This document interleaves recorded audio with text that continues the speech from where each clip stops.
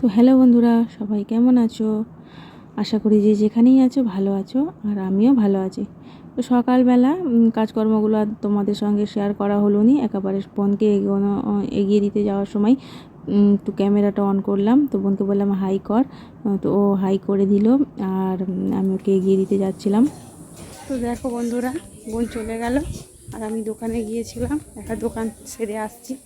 কি আনলাম দেখো, ওটা পনির শশা।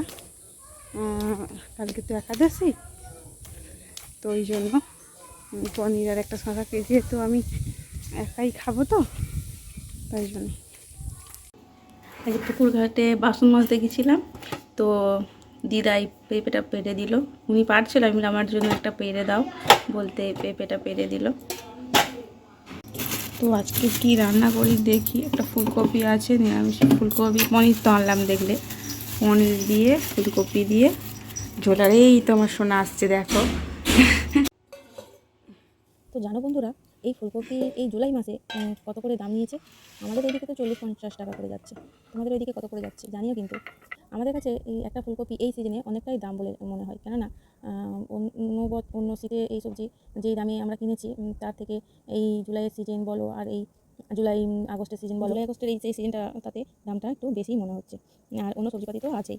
আর এইদিকে দেখো আমি আনাজ কাটতে কাটতে এইদিকে আমি খোলাই চাপিয়েছি, সোনার চিড়ে এটা একটু জাস্ট হালকা করে ভেজে নিচ্ছিলাম। আর অন্য সবজিগুলো যেটা বলছিলাম, অন্য সবজির দাম খুবই বেশি, কারণ এবছর তো অন্যবারের তুলনায় বৃষ্টিটা একটু বেশি হয়েছে, যার জন্য আনাজপাতি চাষিরা ফলাতে পারেনি, তো যার জন্য দামটা বেশি, যেটা আমার মনে হয়। আর এদিকে খোলায় নুন ভাজছিলাম, আর এদিকে আবার চলে এলাম বলে একটা তরকারি করবো, তাহলে আর একটা যা হোক করে নিই। আর একটা তরকারি করতে না জানো বন্ধু আমার কেমন একটা লাগে, সেটা আমি করতে পারি না। যা হোক একটা ভাজা নয়, যা হোক একটা চচ্চড়ি করে নিই। তো ফ্রিজে দেখলাম বাঁধাকপি পড়ে রয়েছিল, তো বাঁধাকপিটা অনেকদিন হয়ে যাচ্ছিলো করা হয়নি, তো বাঁধাকপিটা করবো বলে আবার কাটতে বসলাম।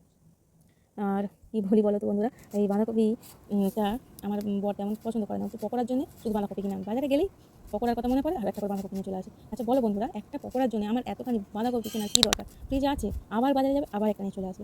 খাবে তো 2-4টে পকোড়া, তার জন্য এত কেনার দরকার কি? একবার কিনবো, খাবো, ফুরিয়ে যাবে, আবার 2-3 মাস পরে কিনবো, কী জানিও কী মনে করে। তো এইদিকে দেখো আমার ফুলকপি তরকারিটা হচ্ছে। আর তারপর সোনাকে না খাওয়াতে নিয়ে চলে এসেছিলাম আমার এই ছোটো খুশাউরির বাড়িতে। সেখানে দেখো কি এটা চিনতে পারছো, এটা কি? এটা হচ্ছে আমাদের এখানে গুড়গুড়ি বলি, আবার গোলও বলে অনেকে।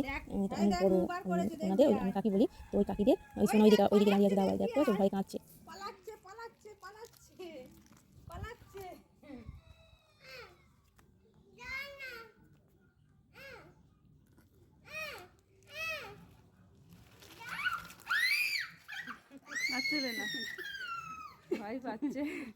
তো যেটা বলছিলাম, তোমাদের ওইদিকে এইটার কি নাম, তোমরা কি নামে এই গুড়গুড়িটাকে ডাকো আমাকে কিন্তু কমেন্ট করে জানিও। তো সোনাকে আমি খাইয়ে টাইয়ে দিয়ে ঘুম পাড়িয়ে দিয়ে আমি খেয়ে নিয়েছিলাম, তারপরে কলতলায় বাসনগুলো ধুতে চলে এসেছিলাম। আর ও তো আজকের ওই গুড়গুড়িটা দেখে খুব ভয় পাচ্ছিল, তো কোনো দিন দেখেনি, আর আমি এত বড় গুড়গুড়ি এর আগে কোনো দিন দেখি। জানো বন্ধুরা, এই গুড়গুড়ি রূপ নিয়ে ভগবান বিষ্ণু এসেছিল এই ধরাধামে, বেঁচে এসেছিল। কে কে জানো অবশ্যই কমেন্ট করে জানিও। আর তারপরে তো আমি খাই না আর খেতেও চাই না, সবাই বলে ভালো খেতে। আর এই গুড়িটা জানো বন্ধুরা কত ডিম ছিল পেটে, আমি তো কাটার সময় হঠাৎ করে গিয়ে পড়েছিলাম, তো দেখলাম যে কত ডিম ছিল। আর এই দেখো আমি এদিকে বাসনগুলো ধুয়ে নিচ্ছিলাম পরপর করে, আর এদিকে মেঘলা করেছিল, আবার জামা কাপড় কোটাও না আমার তুলতে হবে। আসলে শুয়ে পড়লে না ঘরের ভিতর থেকে বাইরে কি হচ্ছে না হচ্ছে বোঝা যায়।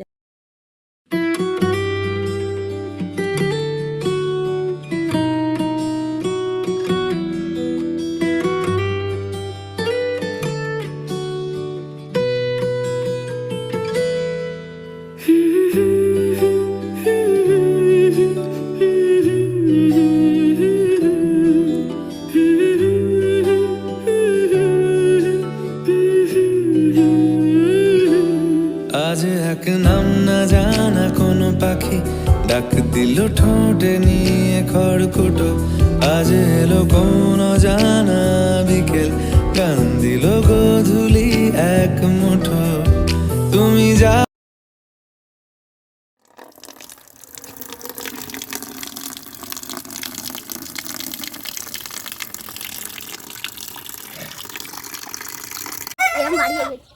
এটা আমার শাশুড়িদের পোলট্রি ফার্ম, বাড়িতেই পোলট্রি ফার্ম, এদিকে আর ওর পিছনেই আমাদের বাগান।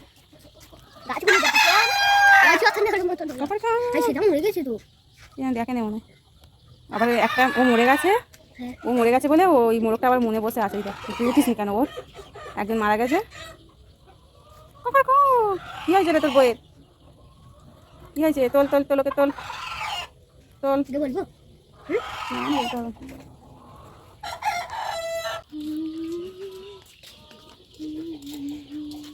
এটা একটু হতো রে। তুমি তো কেন না কি রাখি খাঁচা। আই দে জানা বলবো তারও হতো আই ভগবান তুমি এটা করেছো কেন? গাটা দেখে মনে হচ্ছে ওর হাত পড়েছে। ওই জন্য। হ্যাঁ আমি অনিলদের কাছে দেখেছি রোদ পড়েছে আবার পাতা ছড়িয়ে দেখি না চাচা। Good evening. ঘড়িতে বাজে 6:30 আর আমি এই সময় টিভি দেখতে বসেছি। দেখতেই পাচ্ছ বন্ধুরা।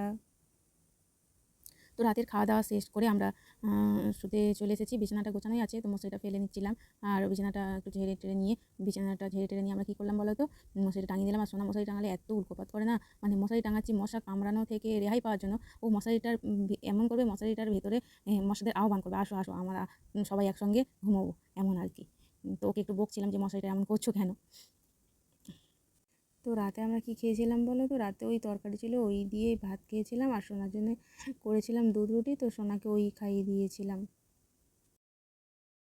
তো হ্যালো বন্ধুরা, আজকে সারাদিনের ব্লগ ভিডিও কেমন লাগলো তোমরা জানিও কমেন্ট করে।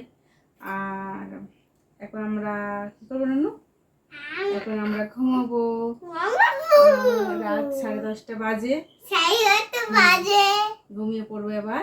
টাটা, ভালো থেকো সবাই, good night. Good night tata.